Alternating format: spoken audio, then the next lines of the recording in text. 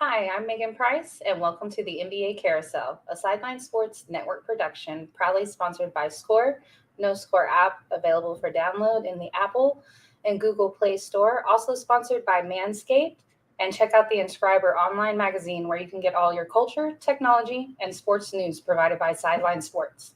But let's jump right in the show. We have our first rep. We have Will Vogel covering the Charlotte Hornets. Hey, Will. Hey, Megan. How are you? I'm multitasking tonight. It's tough. Watching the game.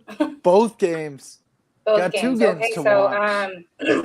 I saw that the Huskies, the Yukon ladies, are playing right now. What's the score?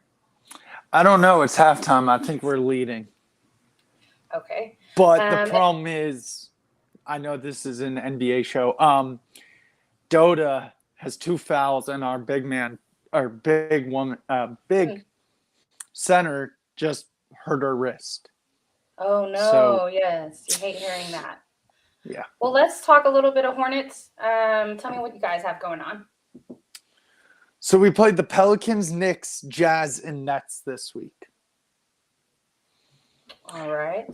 And so who did you play this past week?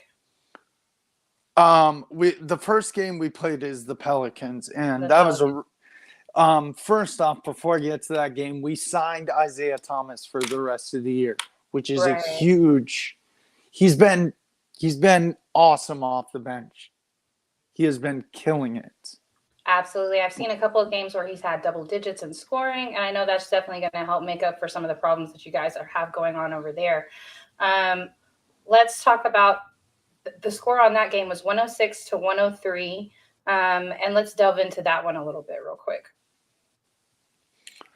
Yeah, it was a good game. It was a close game. It was a hard-fought game. We ended up winning. We had a field goal percentage of 50.6%. Our free throw percentage was 86.7%. Plumlee had a double-double. Rozier and Ball had 17 points. Why did I write Clarkson? I must have written a mistake. Don't worry about that. Isaiah Thomas had 15 points. And Harrell had 12 points. Both those guys came off the bench. So good field goal percentage, good free throw percentage. Ball and Rozier putting up their usual numbers. And Thomas and Harrell helping the bench like they do normally. Absolutely. All right, so moving on to the next game. You guys also played, let me see here. You played the Knicks this past Wednesday. Knicks came out on top 121-106. What do you think happened in that game? Yeah, the Knicks were just so much better. Ball had 32 points. He put up a valiant effort, but the team looked good. Ball had 32 points, Rozier at 18, Bridges 15, PJ Washington 10. But the thing that killed us was the Knicks shot 44.4% from three, as opposed to us 28.3% from three, which is not good at all. And then they shot 88.2% from the free throw line. As us, we shot 52.9%, 9% from the free throw line, which is good. You're over 50%, but the other team, when they beat you in 3-point field goal percentage and free throw percentage, you're most likely probably going to lose the game. Absolutely. Very true. You guys ended up playing your other team, the Jazz, this past Friday. You guys won 107-101. Talk to me about that game. Yeah, actually, I said last week I was going to go to that game. I actually didn't. I wanted to chill out. But I did watch it on TV. It was a great game. It was close all the way through. I looked at the numbers. The field goal percentage was close. The free throw percentage was close. The 3-point percentage was close. Like all the percentages between the Hornets and the Jazz was just like so close. But we my main team, the Hornets, we pulled through. Bridges had double-double, 26 points, 11 rebounds. Rozier 25 points, and Ball 21 points. And that was huge because the Jazz are a really, really good team because they got Jordan Clarkson. They've got Rudy Gay. They got Gobert, Mitchell, Conley. They're one of the best teams in the West. Absolutely are. Fully loaded team. So great win for you guys. Big win. Yesterday, you guys beat the Nets 119 to 110. Let's talk about that game. Yeah, we spoiled Kyrie's homecoming, his first game back in Barclays. So that was kind of cool. Pulling off an upset against a pretty decent Nets team. Not the greatest. They're up and down this year. Let's just say that. Agreed. But yes, a big win. PJ Washington had a double-double. LaMelo Ball had 33 points, and he was 7 for 12 from 3. Bridges had 24 points. Rozier had 14 points. We shot 53.1% from 3 as the Nets shot 20.6% from 3. So that was a big win, and it also gives us the tiebreaker and the 8th seed in the East. So we're currently, as we speak, the Hornets are the 8th seed, and we own the tiebreaker with the Brooklyn Nets. That's awesome. So, yeah, a very important win for you guys right there. And as we know, back-to-back good wins. Absolutely. And where you're coming into almost like the play-in tournament timing. So we're having to figure out what's going to happen with that. Good thing you guys moved up, And currently, I was hoping so. Currently, you guys are playing the Nuggets. It's 51-52 with 1:45 left in the second. Talk to me a little bit about that game. Yeah, ironically, last time I checked, I think it was a few minutes ago, Jordan probably will correct me if I'm wrong because he's watching the game. I actually asked him. I think Aaron Gordon is leading the points for the Nuggets currently, but Jokic is playing well. Yeah, I knew this game was going to be very interesting. It's good we're limiting Jokic, but it's an even matchup. I think it's a pretty good, they're higher seed than us, but I think still on paper, in my eyes, I think we're even teams. But Aaron Gordon's leading them in scoring, and our leading scoring, I think, is, if I'm not wrong, LaMelo Ball. All right. Okay, let's talk about the games that y'all have coming up this week. You obviously have the Nuggets tonight. You have the Knicks Wednesday. You have the Sixers on Saturday, and then the Heat next Tuesday. So let's just focus on those other two games, the Knicks and the Sixers. Which one of those sticks out as super tough, or that you really feel like you got to be on your A game for? The Sixers is tough because you got James Harden, you got Joel Embiid, who's playing at an MVP type level. You got James Harden, who's one of the best shooters in the league. You got Tyrese Maxey, who's playing phenomenal. You got Tobias Harris. You got Matisse Thybulle. This team's really tough.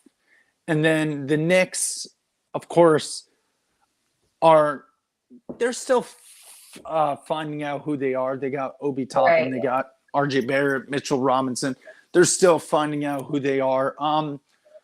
But I think the hardest one, like I said, is Philly. And I think we could beat New York this time around. We just played poorly the last game, like last week. Like I said, the shooting woes and the free throw woes. But I think our team will definitely look out to get revenge. And by the way, halftime, Hornets 57, Nuggets 56.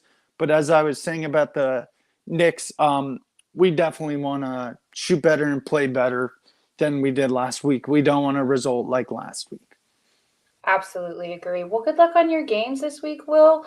Go ahead and let everybody know where they can find you and where they can follow you. Thank you, Megan. You guys can find me here on the NBA Carousel Monday nights, either covering the Charlotte Hornets, the Utah Jazz, or sometimes even both. Wednesday, I will be on the Sports Arena with Megan Price and Eric Wilson talking college basketball and NBA basketball. So look for that. That's at 10 p.m. Eastern time. Thursday night, look out for the Sip-Off hosted by Megan Price, Jahan Phillips, Anthony A.B. Brown. And then Sunday nights, Basket Bros. You got Jacob Christner, Jay Nelson, and Dom Darubas and I at 8 p.m. Eastern time. All right, Will. Thank you so much, and we will see you back next week. All right, guys, we're going to go ahead and slide over to our next rep. We have Jordan Long covering the Denver Nuggets and the Phoenix Suns this week. Hey, Jordan, how are you? I'm good. Allergy season has hit Colorado, so I've been, a little bit sneezy the last 2 days. But other than that, weather, is warming up, so that's a good thing. Absolutely. I definitely needed the warm up. We had some snow last week, so just randomly 7 inches. All right. Well, which team would you like to start with? We'll start with the Nuggets since the Suns have been just winning. The Suns have just been winning. Okay. All right. Well, let's talk Nuggets. You guys are playing the Hornets right now as we speak. Will alluded that it's halftime, 56-57. You want to talk about that game a little bit first? Oh, yeah. Just like Will had alluded to, that Aaron Gordon's been our leading scorer. He had 17 points in the first quarter. They limit him in the second, only 19 total. So really 2 points. And then Jokic, he's not getting his points. And like Will said, they're doing a great job defending him. He's only had 6 points. But honestly, it's our 3-point shooting. It's just been off. We're 5 of 15 right now, which doesn't seem so terrible. But I think we started the game 0 of 6 or something. So, we're just taking bad shots right now. It's just one pass and then, shooting a 3 rather than just trying to work the ball out. But again, it's only a 1-point game. It's the first half, so there's plenty of time for either team to actually win this game. Absolutely. Really close game. Let's go back to the beginning of the week, though. You guys started out with the Clippers. You won 127-115. Talk to me a little bit about that game. What it really came down to is like the Clippers starters, for whatever reason, didn't show up in this game. They had 49, which isn't bad. Their bench kept them in the game with 66, with Terrence Mann with 24 points. Nuggets bench only had 40, but still Jokic had a double-double. And after that, it was even scoring from the starters. Jeff Green and Aaron Gordon, 16 points each.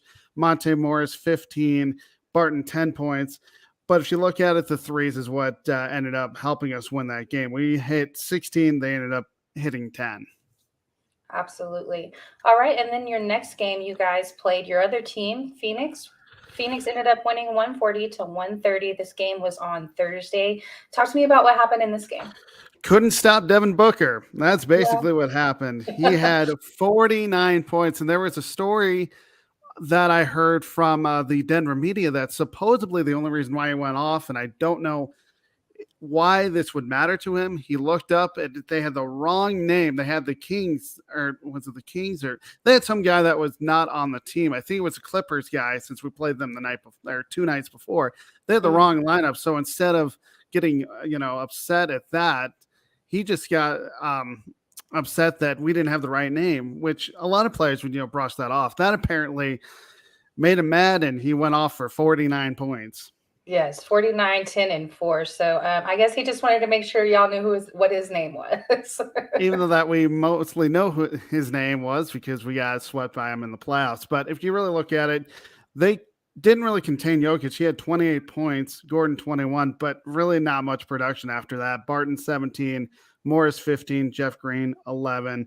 And the Nuggets bench stepped up with 38, but when you have a guy that in your starting rotation with the Suns having 49, that's not a recipe for success. Right, absolutely. And then in your next game, you guys played OKC. You won 113-107. Talk to me about that game. That seems kind of close for it to be OKC. It was, but we have struggled with them this whole year. I don't know why. There's just something about Oklahoma City, but we held them off 113-107. Jokic 35 points and 12 rebounds, Gordon 20 points, Barton 18, Green 6, Morris 7. But their starters, unbelievably, Oklahoma City, I know they're not a great team, still NBA talent. They had 71 points from their starters. That's what kept them in the game. But in the end, though, it was our free throws. We made 23. They made 15. So, it was a close game, but free throws in the end decided that game. Absolutely. Got to make your free throws. All right. And so coming up this week, you guys have Indiana on Wednesday, the Timberwolves on Friday, the Lakers on Sunday. Talk to me about what game you think is going to be the toughest one. Really, it's Minnesota. Reason why I'm saying that is as we look at the standings right now, we're a game and a half ahead of Minnesota for that 7th seed, and we know that the tiebreaker is the first tiebreaker, especially if we end up tying at the end of the year. We've played them 3 times. They have won 2 out of 3. So we really have to win that game if we want to stay ahead of them. But if you look at it, we know what they can do on offense. Patrick Beverley, D'Angelo Russell, and Karl Anthony Towns. I mean, it's just a threesome that's really tough to guard. And then you just have to limit them somehow and do not let Karl Anthony Towns take the boards down low.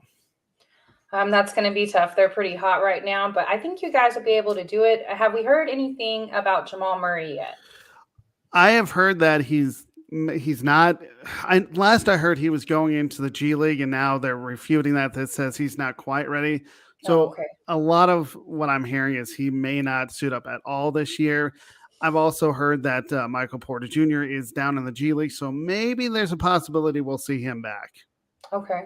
All right. Well, any hope you can get in that first round. Definitely, you don't want to be in that number 7 seed. You want to be able to stay in the out of the play-in tournament. Let's slide over to your other team, Phoenix. What do you guys have going on?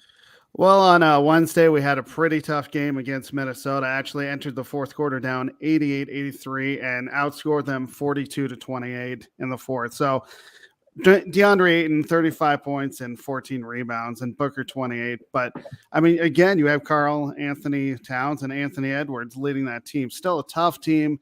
They were fighting for it, but we wanted it more. Absolutely. Karl Anthony Towns had a double-double in that game, 15 and 11. And then we saw Anthony Edwards go for 19 points in that game, but not enough point production to beat you guys.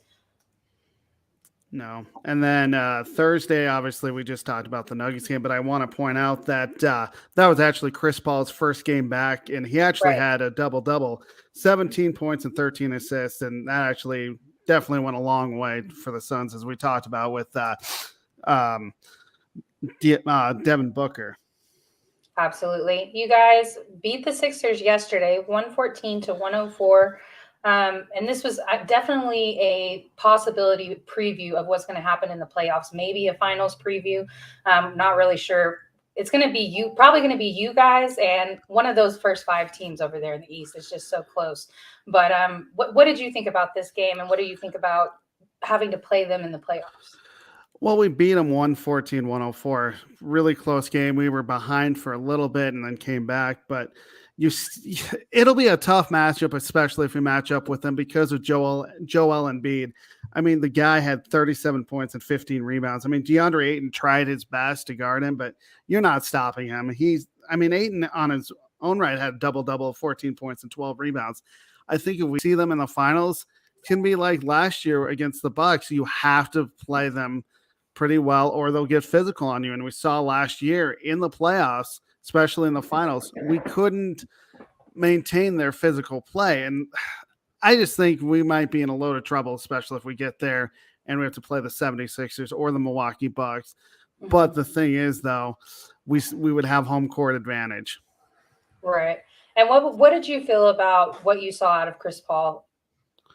I thought he actually played pretty well. I mean, he's been out since the All-Star break. I mean, saw his first game back against the Nuggets, and he did the same against the 76ers. And he's definitely the floor general that we need. I mean, we played well without him, but you definitely could tell that he really helps out Devin Booker to be not the only shooter out on the court. And he tells everybody where to go. I mean, the offense is through him. So if you have Chris Paul out there, definitely veteran leadership, and we definitely needed him back, and it worked out.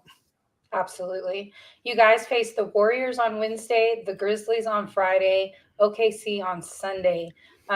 Which game out of Golden State and Memphis do you feel like is going to be the tougher game? I'm going to have to say Golden State. I know Memphis is missing John Morant, and Golden State is missing Steph Curry, but either way, they still have Jordan Powell who can score, Klay Thompson, Andrew Wiggins, and of course, inside Draymond Green. You got to limit their 3-point shooting and inside to drive. If you don't, Draymond Green is going to eat up DeAndre Ayton in the rebounding and especially on defense. So you really have to key on Draymond. Klay Thompson is just going to have his shots for 3. So you got to somehow figure out a way to stop everyone else. But we're just lucky that Steph Curry isn't in there. Absolutely. They're not at 100%. Now, I know that they got Gary Payton Jr. back, and he should be able to help some of their rotations, but definitely it's good for you guys that they're not at 100%. That's for sure. Well, good luck on your games this week, Jordan, and let everybody know where they can find you and where they can follow you. You can find me on Twitter at SportsScoop1. You can read my blog that I write Mondays through Thursdays with podcasts on Fridays. And of course, catch me on the Carousel doing either the Denver Nuggets and mostly the Phoenix Suns. Thanks, Jordan. We'll see you next week. All right, guys, we're going to go ahead and slide over to our next rep. We have our producer also, Jen Lewis, who's going to be talking about the Celtics. Hi, how are you, Miss Megan? I'm doing really well, and congratulations to your Tar Heels.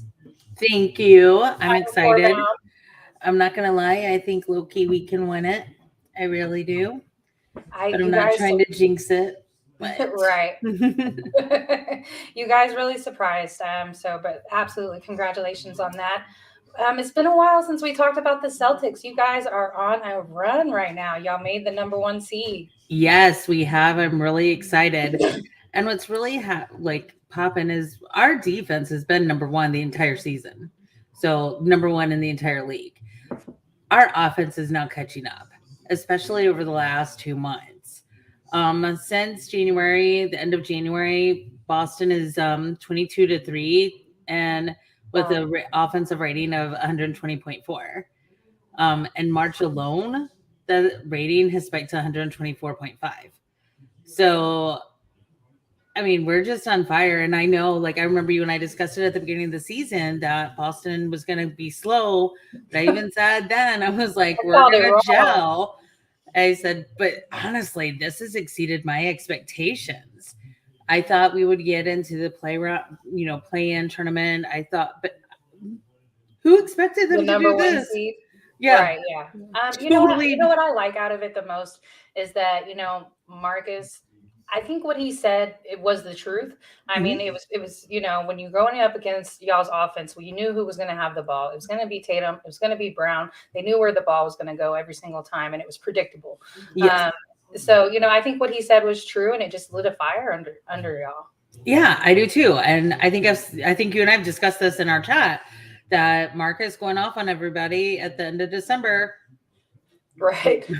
People don't like it, but when it takes one person to be a leader sometimes. And, absolutely. Everybody in that locker room has more than that capability to be a leader. They made it to the NBA for a reason. Absolutely. Good point. So you guys, you won all your games last week. Starting on Monday, you beat the OKC Thunder 132 to 123. Then you beat the Jazz 125 to 97. Then the Timberwolves 134 to 112. Blowout wins. Which one do you want to talk about? So right now I have my notes up for Minnesota, and that was last night too. So the good is that, I mean, honestly, the only quarter we somewhat kind of lacked in was the third quarter.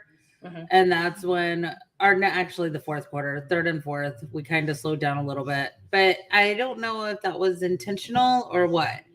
Because in the first quarter, the Celtics had 34 points, second quarter, 38 points. Third quarter, 34 points to Minnesota's 31 points. I mean, but at that point, you didn't need a ton of point production. So no, because we beat them 134 to 112. So I kind of think we did slow down the ball just so we wouldn't run up the score too much. Now, so out of what you guys have been doing, out of obviously the last 25 games, y'all going 22 and 3. What's your favorite thing? I'm loving Pritchard. I love the low key guys, right? I think I've said that before. He's just, still doing his thing behind the arc, and he's doing what he's doing. I love Marcus Smart. He doesn't get a lot of credit because he's more low key. He doesn't make a lot of points, but even last night he was, in 2 categories, he was the number 1 performer. Awesome. And in steals and in assist. And, you can't beat that. Now, Anthony Edwards, conversely for the Timberwolves, did it in 3. So, but I mean, I love Marcus Smart. I love Pritchard. I don't know why I like Pritchard so much. I just do. But I really do like Marcus Smart. I He has think an excellent he has an excellent jump shot. I'll tell you that. yeah, he does. And then currently, you guys are playing the Raptors. It's 44-47. You guys are on top. There's about 4 minutes left in the second. And then the rest of the week, you play the Heat on Wednesday. Very important game for you guys. You play Indiana on Friday, and then you play the Wizards, who just beat Golden State last night, on Sunday. Which game do you think is going to be the toughest game? I would say the Heat, to be perfectly candid with you. I actually agree with, I was reading some of the comments like James and Dom are saying, yeah, they're kind of tanking, but the Heat also will play up to the level of their opponent when they want to. And, Whitehead's not one to really back down. So he's going to see what he can do against Marcus and James and, or Jason, I'm sorry, and everybody else. But, we're just going to, I don't know. Miami's the one that always gives me a little more cause for concern because they're so inconsistently almost good. I hate to say they have the same record as you guys. But so they're in the number 2 seed. Definitely an important game, and that's the game that I would have picked for this toughest one also. And if there was one other thing that you could tell me that you see out of your new coach that really just sticks out, positive, what would it be? Keyword right there, his positivity. Oh, actually, because I think his positivity is really sinking into the players, really unifying the team, really making everybody do what they need to do. And he's not landblasting them. Right. He's just doing his thing. He's bringing the positivity and he's making everybody become better. And he's making people become stronger leaders in the locker room. He's in on who's going to be a Celtic. He was in on the trades. And he's really making sure the new players that are coming in, because we've got a couple of guys out with injury, right? So we have some people that haven't really learned the system yet that are coming in, and he's taking the time teaching them, and it's going to be fine. And absolutely. My concern is we've got several players out this week with injury. Let me see if I can find the list. And I know you guys at the trade deadline, y'all picked up one of my players, our former Spur, Derek White. Have you enjoyed watching him play with you guys? Do you think he fits in with y'all? I think he does fit in with us, and he's making the most of it. I really do. So I think it's going to be fine. I don't know if we're going to, murder everybody like we have been lately, but I do think we're going to still win. Well, 22-3 speaks for itself. So you guys have absolutely been on a tear. Good luck on your games this week. Let everybody know where they can find you and where they can follow you. You can find me on the NBA Carousel on occasion, usually behind the scenes. This week I'll be on the sip off because I invited myself. Thank you, Miss Megan. And you can find me on the NFL Carousel during the season. Then you'll be, I produce Basket Bros with Will Vogel, Dom Drublis, Jacob Christner, and Jay Nelson. And that's on Sunday nights. You won't see me, but you'll see my work. And you can find me on Twitter and Facebook. Thank you so much, Jen. Thanks. Bye, Megan. All right, guys, we're going to go ahead and slide over to our next rep. We have Jay Nelson covering the Houston Rockets. What's up, Jay? Hey, how you doing? What's going on out there? Oh, not a lot. How are you? Doing good. Just trying to shake off last night. The Lady Horns, they had it, and then they let it off the hook, But it wasn't. I didn't feel like we were out of the game until the very last minute, and that last minute hit, and I was like, "Dang, yeah, we look gassed." But I will say it was the reigning and defending champs that knocked us out. So definitely, I could have predicted that, but we played them well. We did play them well. But whenever you look at games like that, and you tend to look at the missed opportunities, Lady Horns missed too many free throws for their own goal. Oh, man, their free throws. I was telling Bunny that same thing, that, man, you can't miss free throws. That's a problem. You can't miss free throws, and especially in a game where it's been relatively tight the entire way. Because for the very most, of the game, either Texas was up 3 or Stanford was up 5 or somewhere. Mhm. Like Stanford they couldn't pull away until like the final minute. You know what I mean? But you know, you got Stanford, they're ahead, 4 and 5 points, and then Texas will hit a 3. And then like Texas will get like a 2-point lead, and then Stanford they hit a 3. Like it was an overall exciting game, but now shout out to the Lakers. They definitely did their thing. I think what surprised me the most, because Stanford's known for that really, really fast-paced offense, but their defense looked really good last night also. So it was a really physical game on both sides. Like both teams had players that fouled out. And, in my opinion, it's not going to happen every single game. But if you don't have a couple of games where you foul out in a season, you're probably not playing that good a defense. True. Very, very true. I mean, they're very aggressive. I like that. You know what I mean? But, I mean, they did get beat by a better team last night. And, well, best of luck, so. Absolutely. All right, well, let's jump into the Rockets. You guys actually had a real decent week, back-to-back wins against Portland. We did. We had one home and away, back-to-back. So the one at home, we won 125 to 106. Green led off scores with 23. He had 3 assists. Woodard had a double-double. He had 10 and 11, crashing the boards like he normally does. Tate had 17. Bench, I was very proud of them. KMJ had 16 off the bench, and Schroeder and Christopher had 14 apiece off the bench. I know it was a down Portland team. I know Dame's gone for the year because he had that stomach thing. He had that stomach surgery and whatnot. And even then, I think everyone's kind of in limbo about the future of the Trailblazers, Right. So the way I see it, it was 2 equal squads last night. But I mean, say what you want, but as a Rockets fan, take it how you can get it. We're already long out of it. You know what I mean? So you may experience in and then let next year start when this season ends. It's like, all right, now we're going to go and look at tape and see missed opportunities. Things were doing good, and we're just going to regroup in the offseason. But that was part one of the doubleheader. The second one, Houston won at Portland, 115 to 98. The thing that stood out to me the most, Sengun had a team high 27 points off the bench. Oh, wow. So he really came in this thing. Green had 25 points and 6 rebounds. And the more that I'm looking at Green play, Green's definitely going to be that scorer. He's going to be that one that, he's not going to distribute. He's going to be a scorer first.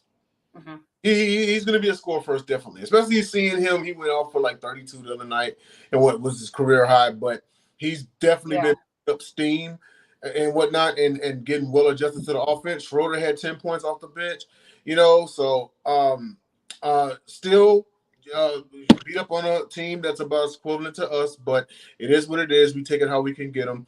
One thing that I will absolutely say about the Rockets is we may not have been good for very many wins this season. We're probably going to end with like 23 wins, but this team has been exciting to play. I dig that. They've been exciting to watch, We're looking at the future of the National Basketball Association. Mm-hmm. This is what I don't mind about the rebuild, is being excited for the future. They aren't exactly bums out there. They just have to learn how to close games. That's probably the biggest thing. Right, yeah. We've been talking about it all season. Right. And then also just being realistic. We're far from a Denver, a Golden State, a Phoenix. You know what I mean?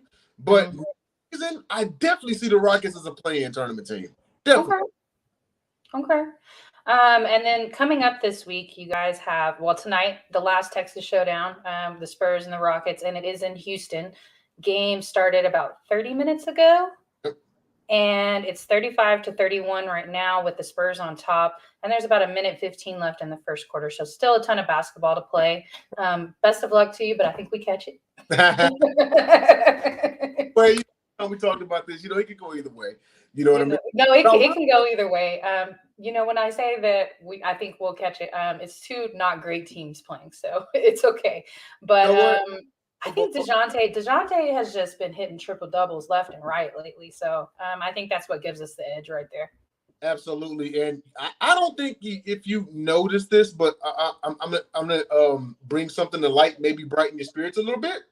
But the Lakers, from the way they've been playing, especially since they dropped a 23-point lead just the night before, right? And the wait, because I don't see the Lakers doing too great down the stretch. What if I told you the Spurs are one game out of the playoff, out of the play-in tournament? They could very well switch spots. Right. So could realistically make the play-in. But I don't see us doing any damage. We might be able to beat the Pelicans in the first round of the play-in tournament, but I don't know if we could beat the Timberwolves. I think we could possibly, but I don't think we have that same presence that they have in size, like with Cat, how big Cat is, and his presence. He's such an excellent 3-point shooter. So, and just the size of the presence that they have in the lane, I don't know if we're built right now to beat them. Like right. What I would really like to see out of us is in the draft, I would like to go after a big man, a center power forward combo possibly. And actually put some more size to put with Pirtle there in the lane. Gonzaga coming out? You said what? Is Timmy out of Gonzaga coming out? I think so, yes. Yeah, it wouldn't be a bad fit on but we're not. I don't know if we're going to be that high in the draft if we make the play-in tournament.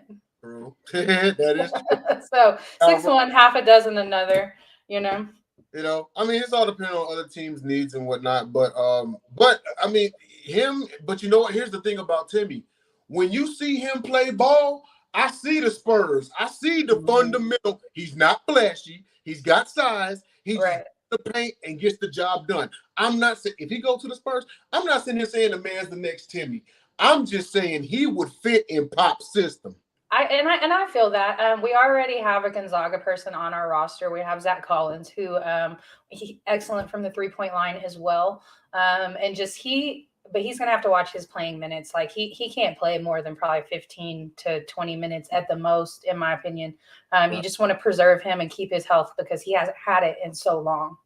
Right. Absolutely. I get that, but yeah, the draft's another story. I'm actually excited for the next draft too. After watching the tournament and everything, and I'm just like, man, who's coming out, dude? Who's going where? Right. And then to finish out your week, you guys have back-to-backs with the Kings, and all these are home games for you guys. And then on Sunday, you have the Timberwolves, that team we were talking about. What game do you think is going to be the toughest game, and why? Definitely Minnesota. I kind of don't see us winning that one. However, we can play spoiler because Minnesota is essentially a game out from Denver. Right. They may be looking to escape the play-in and switch spots with Denver. A big win by Houston could prevent that from happening, provided Denver does his job. Oh, by the way, if the Spurs and the Lakers finish with identical records, Spurs win the tiebreaker. But also the Sacramento game, I think we get them both times, back to back at home.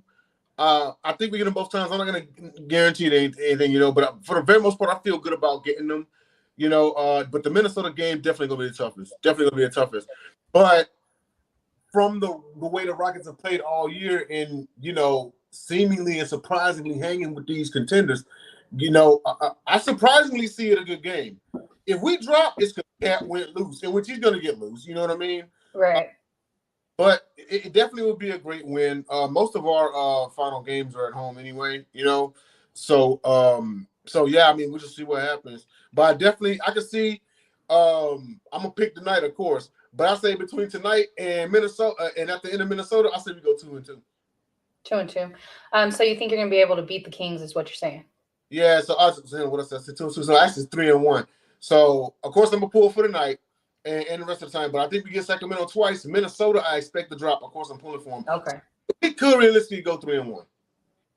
That's a nice way to end because let's see, what else do you have after that? You have the Nets next Tuesday, Raptors Friday, and then Hawks on Sunday. So that's how you finish out your schedule with a little bit of a little road trip right there.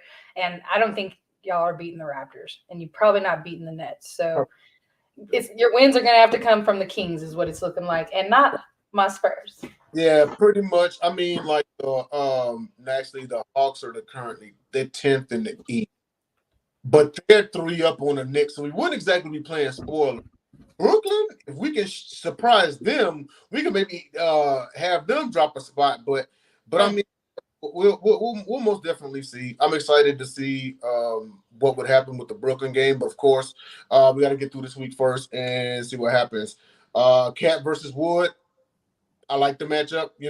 I expect it is. I just want to see how Wood would do against them. Yeah, absolutely. I would like to see that matchup as well. Okay, and one thing, since we're getting kind of close to the end of the season, if there was anything that you could just say that was positive that stuck out this season, what would it be? And then what if there was one area that you want to improve on, like one that really sticks out? One that really sticks out definitely is closing, because one thing that really eats at me is missed opportunities. I get it if a team is just outright better than us that night and they blow us out by 30. Okay, it was your night. Absolutely, okay?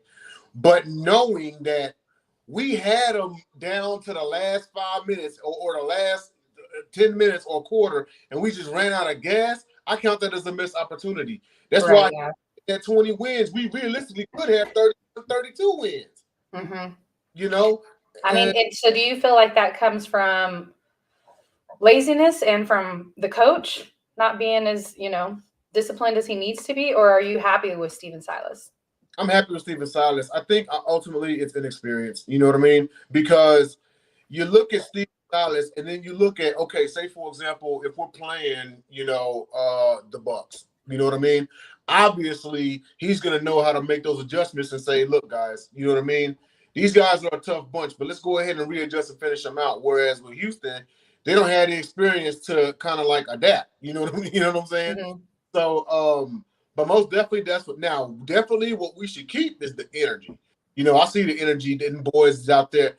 It's been a long time since I've seen a down team, rebuilding team look like they having fun for some of those games. You know what I mean? And I'm really excited about the team next season and everything. If we can clean up that one thing that I mentioned, shoot, we're playing next season. We could probably get in with like 40, 45 games. Okay. I like it. All right, Jay, we'll let everybody know where they can find you and they can follow you, and good luck on your games this week, except for tonight. Yeah, you're going to say that. But yeah, NBA Carousel, Monday nights with Megan Price. Shout out J.B. Ellis, the Godfather. Also, on the sip off, your favorite heckler. I'm using the comments on my pop. Also, the Gauntlet Show, that's on Saturdays at 7 p.m. Eastern Standard Time. That's hosted by myself, Dom DeRubis, Tyler Ingram, James Tatum, bringing you the best rap around the NFL. A little bit more sports. Also, your favorite topic, sports bar-ons of the week. Right. Also, sports, the topics to show our human side, and then also basketballs on Sundays. That is at 8 p.m. Eastern Standard Time. That's myself, Dom DeRubis, Jacob Christner, and Will Vogel. The last night's episode is out right now, so go check it out. It's on YouTube. Jacob Christner couldn't be there. He had obligations, so I moderated, and then Will and Dom were there with me also. Of course, that was produced by Jennifer Matthews-Lewis, so shout out to her. Shout out Craig Davis, Marshall Hill, my Uncle Mitchell Kings fam. It's your boy Nelly Neal, a.k.a. Mr. 6 o'clock. See y'all next week. Thanks, Jay. We'll see you next week. All right, guys, we're going to go ahead and slide over to our next rep. We have Cool McCain covering the Milwaukee Bucks. Hey, Cool, how are you? What's good? Oh, not a ton. Talk to me about your Bucks, the reigning defending champs. How are you guys looking? Well, not the best week, but we're still up in there. We're in third place, but we only a half game out of first. So right now we could be anywhere from first to fourth, depending on how every game goes. So every game matters, but you got to be there to be able to make it. So we right in there. Well, let's start y'all's week off with the game against the Bulls. This was this past Tuesday. Y'all won 126-98. Talk to me about that game. That was a strong showing from, our top three guys. And that's, essentially what Milwaukee needs to be able to be, consistent. Giannis had, 25. Drew had, 27. So just a solid game. Anytime you get at least two of our top guys, hitting 25, 27, 30, then, it's a solid game. But it was important because, Brook Lopez is back. So Brook, dropped in 10. Wesley Matthews had 11. Grayson Allen had 10. This particular game, Chris Middleton didn't play. but we're still able to get a win. A lot of good contributions. Chicago actually came out and brought it, but you just kind of sometimes had those nights where everything's going well. And Milwaukee had that night against Chicago, Right. and they pretty much jumped out to a good lead in the first, and were able to kind of hold on to it. But the score doesn't show it, but it was actually a pretty good game as far as Chicago getting on runs and kind of getting back into it. It's just that Milwaukee was able to answer every time. Right. I think what sticks out to me on the stat line is Brook Lopez's minutes. He had 24 minutes. I think that's great. Definitely for his rehabilitation, you want to see him be on minute restriction, but for him to be able to handle 24 minutes, I think that's great. Yeah, and it does change that rotation down low because it gives you, 4 solid bigs that you can play 2 at a time. So it kind of negates that 4 guard or 4 small lineups that sometimes give Milwaukee a lot of trouble against other teams. So it's glad to see that as well. Absolutely. Now, your next game was this past Thursday. You guys beat the Wizards 114-102. Talk to me about that game. The best way to put it is Milwaukee is just better than the Wizards right now. Not no disrespect to the Wizards, but they're just better than them right now. They won that game without Giannis or without Middleton. Drew Holiday had 24 to lead out scores. Grayson Allen dropped in 21. Pat Connaughton, who was also returned, dropped in 16. So, another one of those games. Portis had 11. Another one of those games where you had a lot of guys give contributions. But at this point in the season, we know Milwaukee's surging. The Wizards, it's not clicking for them right now. Right. I guess you could say they're attempting to play in the games, but they're just overmatched right now, Right. I understand what you're saying. Trying to say it, but be nice and respectful. I get it. You guys finished out your week. You played the Grizzlies. The Grizzlies won 127-102. What happened? Well, the Grizzlies did the same thing else that we did to Chicago. Okay. The Grizzlies came out, first quarter was pretty tight. But they hit the second quarter. We just couldn't make shots. And then it just kind of kept going downhill from there. Giannis actually did play in that game, and he had 30. But other than that, no one else had over 15. Middleton had, over 16. Middleton had 16. Only other person double figures was Brook Lopez. It was just one of those games where guys weren't making shots, and we know that Memphis kind of, and this is in no way a disrespect to John Morant, but when he's not playing, it feels like they're more dangerous. And I think it's because they don't lean on him, and they just kind of play their games individually and put it together in a different way. So they're real dangerous without him. They had Melton had 24, Bane had 20, Brooks had 19, Jared Jackson had 16. So they just had a lot of guys. Trey Jones dropped 13. So they had a lot of guys that were just able to get double figures, and Milwaukee forgot that they were supposed to play defense that game, and Memphis made them pay for it. And so what do you think about the Grizzlies, real quick, as far as coming out of the West? You think they have a chance to hang with Phoenix or Golden State? So here's what I say about Memphis. Memphis is definitely, I think, at least a year ahead where most people expected them to be. Right. But I think the question is going to be, once they get the first, maybe second round of the playoffs, and they get the matchup, how is it going to be without the playoff experience? Right? They don't have a lot of guys that have playoff experience, and that can sometimes come back to bite you that first year when you're playing well. But I think as far as talent-wise, as far as how they're able to play as a team, they can handle or hang with anyone in the West. But I think the question is, how are all those pieces going to do once they get in the playoffs? Are guys going to take that shots? Are they going to rush it? Are they going to feel that pressure from being in the playoffs and being in that series that they may not be feeling now? So I think that's the biggest question about Memphis. They proved during the regular season they can win games in the regular season. Just curious if they're going to be the Jazz this year or not. Right. Yeah. Okay, so coming up this week, you guys play the 76ers tomorrow. Very important game. Play the Nets on Thursday, and then the Clippers on Friday, and the Mavericks on Sunday. What game sticks out to you? So there's a couple of choices, but to be honest, it's got to be the Nets, right? It's got to be the Nets. You got to see how it's not necessarily the win or the loss against the Nets. We should beat the Nets if everybody's there. But It's seeing how the Nets are going to play you now that they have all the pieces that they're going to have in place. Right. So that's going to be interesting because Durant makes everybody better because Absolutely. everybody gets to shift the role. Kyrie no longer has to be the main scorer at all because you have Durant. He can do it from game to game if he likes to or if he's feeling it, but Durant's that guy that's going to make a difference. He makes a difference. He always has since he's gotten in the league. He's always been a scorer, Right. and he's just gotten better every year. So going up against them, seeing how you match up against them, seeing how a healthy Kyrie and a healthy KD and the other pieces they have around them, because they actually have a reasonable amount of complementary pieces as well. Right.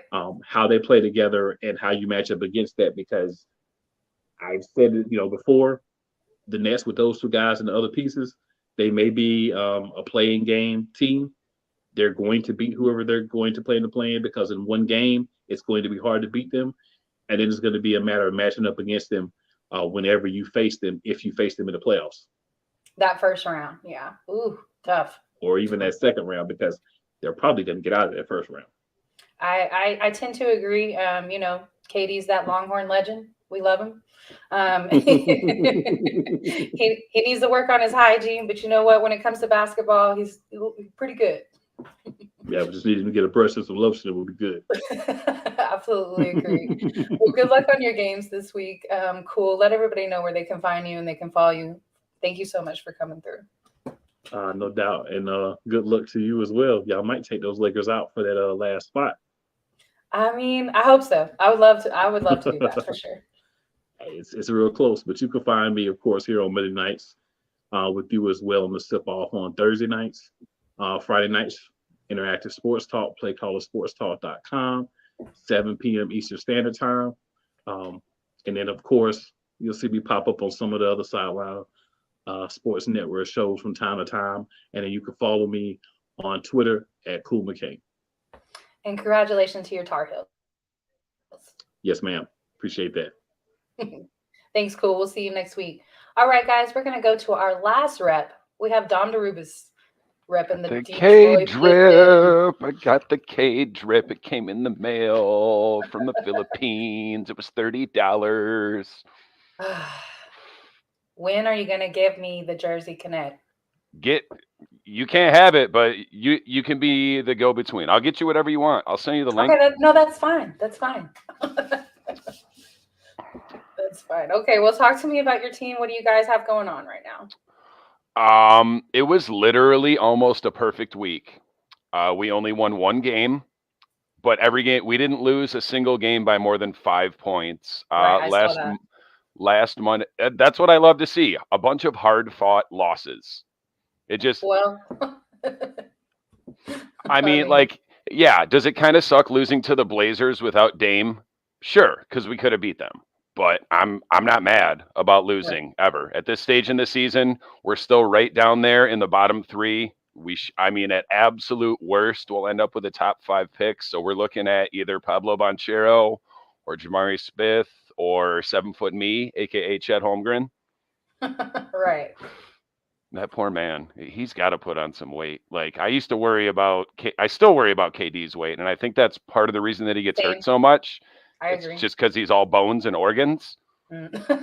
Yes, agree. Now, in that game, we saw your Saddiq Bey have an awesome game, 25 points, 5 rebounds. But then you also saw Cade with almost the same stats, 25, 7, and 3. So, you've seen a lot of point production coming out of those two guys lately. It's funny because, I love Saddiq Bey. I loved him when we drafted him. I knew that he was pro ready. And he had a great season his rookie year. He would have broke Spider's rookie record for 3-pointers made had we actually had a full season. Unfortunately, the season was only 72 games long, so he didn't quite get there. And he started the year out kind of cold. His field goal and 3-point percentage were way down, and I'm kind of like starting to scratch my head and maybe doubt things. And then he got it together. He had a 50-point game a couple weeks ago, which I'm not gonna lie, I did not think that was something he was capable of ever since then. Didn't he just break a record for y'all's a franchise record for you guys also? 3-pointers made, yes, he did. Awesome. So I was 95% sold on Saddiq Bey when we drafted him. Now I'm 100% sold. He's that second piece. Marvin Bagley has been great since we got him. He's coming off. He had 25 on Friday against the Wizards, which we also narrowly lost. He had 27 against the Knicks, which we also narrowly lost by 2 points. Right. Yeah. Yeah, let's talk we have about the your same. win though. Oh yeah, we s-housed the Hawks. That it actually like I tuned into that game and we were up like 20 in the third quarter. I was like, I'm gonna watch some wrestling. This game's over. Although we have had issues blowing leads. We've had issues holding on to leads all season long. The only thing we're better at than blowing leads and losing is almost coming back from huge deficits and then not winning. But that's it's like Jay was talking about with his Rockets, same kind of thing. And I heard him say it. He said closing out close games. That's hard to do for young teams. You're muted. There you go. Yes. But like I said, I'm not mad about losing any games. I'm not mad about losing close games. I don't like getting blown out. But I mean, that's kind of what I expect to see when we play good teams. Although we have a bunch of victories against good teams this year. We ended. I got to tell you, Jen. Sorry, not sorry. Your Celtics are fraudulent.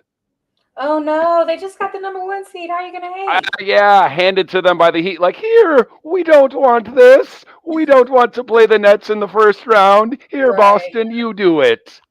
Well, I think it was a little more than that. We saw the Heat imploding last week, fighting each other. Yeah, so. that bummed me out. Jimmy Butler trying to fight the whole team. Yeah. I love Jimmy Butler, though. That dude's all heart. But right when I saw that clip, I was like, man, like that's starting to, it's not even furthering the narrative. That's writing the narrative down in ink that Jimmy Butler just might be like just the quintessential pissy malcontent. Like he had, I mean, I think he wanted to stay in Chicago, but he ended up in Minnesota. He wasn't deal with Cat and Andrew Wiggins because they're both soft and underperforming. I mean, I didn't disagree with what he had to say about either places that he was in Philly or Minnesota. So I don't want to sit there and say, "Oh, Jimmy's the problem," but he's very vocal about his displeasure, and he has every right to be because that man leaves it all on the court every night, and he plays tough defense and. At this stage in his career, even going back a few years, like when Minnesota got him, and then even when Philly got him, and even now in Miami, like he's the leader of your team, and he's going to lead by example. So if you're not out there providing the appropriate amount of effort, he's going to let you know. And like I love that about him. But like, I feel like Sproul is the leader of the team. And that's who he was getting into it with. Like that's pretty ridiculous. You can't be. There is leaders within the players as well. I get that. But ultimately, I mean, the Spurs fan in me, the coach is the boss. You know what I mean? You can't get in a shouting match with your coach. Like, I mean, if he's some young coach on an underachieving team, and because I mean, there's, nowadays, like, I can't think of anyone right offhand. But let's say, for example, if the Heat had a rookie coach. And, Jimmy Butler's a veteran. Then at that point, I can see you questioning him a little bit more. But you know what? Do that stuff behind closed doors. Like you can't just get in a dust up on the sideline. While the cameras are rolling. Like, no, bro. No, right. That's not what you're supposed to do. Okay, so for your Pistons, though, you guys play the Nets tomorrow. You play the Sixers on Thursday, the Thunder on Friday, and then the Pacers on Sunday. What game sticks out to you? I wouldn't say anyone necessarily in particular. Like we're not gonna beat the Nets. We're not gonna beat the Sixers, and the OKC and the Indy games. I believe we only played OKC once this year. I think I can't remember exactly what it was, but something about that game was pretty memorable. I think we may have blown like a huge lead against them, like a 28-point lead. Which oh my gosh, we're good for that.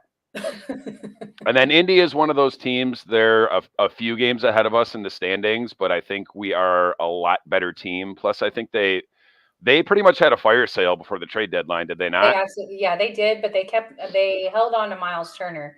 Right. But I think they might move on from him in the postseason. So we shall see. But yeah, no, they don't have. Yeah, they're definitely a team on the sink. Whereas I would like to say we're a team on the rise, although I would rather us go on the rise starting in free agency and at the draft. It's unfortunate. Actually, I'm not mad at all. I'm actually really happy Jeremy Grant's out for the rest of the season. Oh no, don't say that. I mean, I know you don't like him, but you don't I want would to see never him wish be out. injury upon a man, but he got hurt the other night, and I'm like, oh, that didn't even look that bad. And he kind of like lightly limped off the court. It's a calf strain. I mean, Oh, okay. I understand their thinking.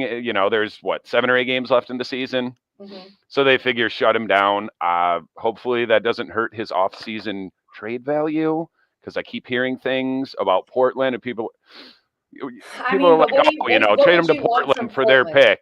People are like, he's worth more than that. Like, no, at this point, he's not. Maybe an entire off season ago, like, he was on the block. He's been on the block pretty much since he stepped up and proved himself. Like, I know I've said this 1,000 times. I really don't understand why people think that he's that good, because he's not. I mean, I thought he was great on Denver. Okay. Honestly, it's not like he just became a totally different person or a totally different player between going from Denver to Detroit. The only different, he was good as a bench player. Like, he may have been, their 6th or 7th man off the bench, and that was fine. The only thing that was any different, it's not like he became this phenomenal shooter or post player or defender or anything. The only thing that's any different between Jeremy Grant in Denver and Jeremy Grant in Detroit is minutes, pecking order in the offense, and field goal attempts. Y'all do pay him a ton. Y'all pay him a ton of money. I will say that. So I think it was cap space. Yeah, it was like 20 per, which is fine, and they put him in the starting lineup. And I mean, in all honesty, other than the fact that we still haven't traded him, it's worked out. It's worked out pretty well for him and us. Like, I won't say he elevated his game. He elevated his numbers. Real quick, the NC State game is going to overtime for those of you who are watching or keeping up with March Madness. Sorry, go Wolfpack. All right, Dom. Well, good luck on your games this week. Let everybody know where they can find you. Wrap it up so I can go watch the game too. Yes. Detroit Dom on Twitter. You can find me trolling pro athletes and simping for Joy Taylor. Monday nights, you can find me here on the NBA Carousel, hosted by you, Megan Price. Thursday nights, kneecap biting with Smoking Jeremy B. Saturday nights, my guys, my horsemen, the Gauntlet on Sideline Sports at 8 p.m. Eastern. That's myself, Tyler Ingram, Jay Nelson, James Tatum, all the good NBA coverage. NBA? Did I say NBA? Because I certainly meant NFL. And Sunday night, Basket Bros. That's myself, Will Vogel, Jacob Christner, and Jay Nelson talking about all things basketball, mostly old school hoops, 2000 and back. We like to troll LeBron a lot. So tune in for that. Thanks for having me. Thanks so much, Dom. We will see you the next time you're available. All right, guys, that's going to wrap it up for us tonight. Just a friendly reminder that the NBA Carousel is a Sideline Sports Network production, proudly sponsored by Score No Score app, available for download in Apple and Google Play Store. Also sponsored by Manscaped, and check out the Inscriber online magazine, where you can get all your culture, technology, and sports news provided by Sideline Sports. Good night, guys.